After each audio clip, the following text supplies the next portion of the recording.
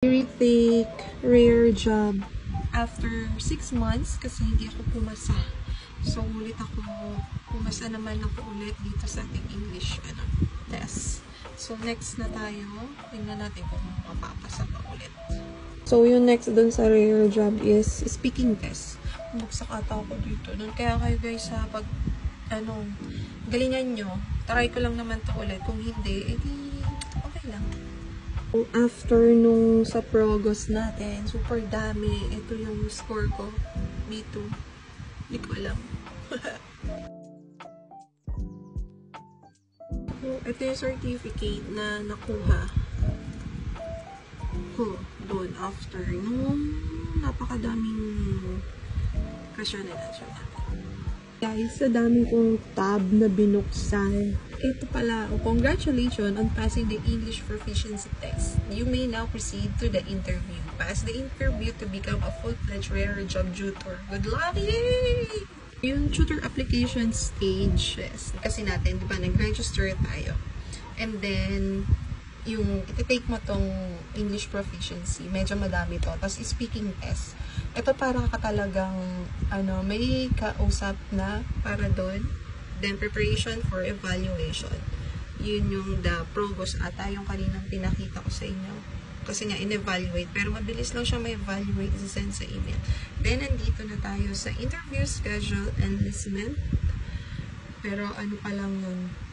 Schedule pa lang. So, hindi ko alam kung may nabagsak pa ba sa interview.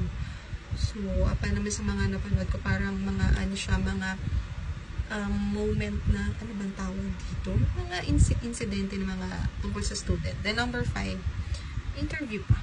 Schedule. Doon pala. Para doon pala yung sinabi ko kanina. So, nagulat lang ako kasi, you may now proceed to the interview. Sa interview interview guide, guys. Ito na yun. Yung check natin yung mga, equipment, yung environment.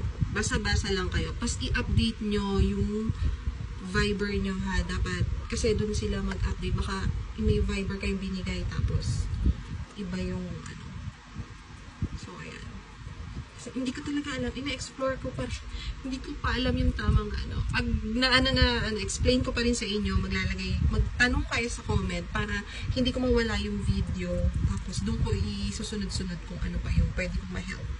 So, yung kanina yung guide, di ba, pinanood natin. Tapos, magbubook na tayo ng schedule. So, sabi dito, pakita ko na sa inyo. Yan. Check the available interview slots. Click the book button beside your prepared schedule. Wait for confirmation email containing the date and time of your interview. It says, be online on time. Ayan nga.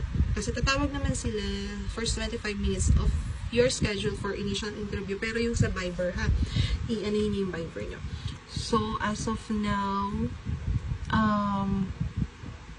fully booked tayo ng ngayon 9. So, parang maganda kung mag-review muna. Manood muna ako dito kung paano yung interview nila. Pero may napanood na ako noon eh. Wait lang guys.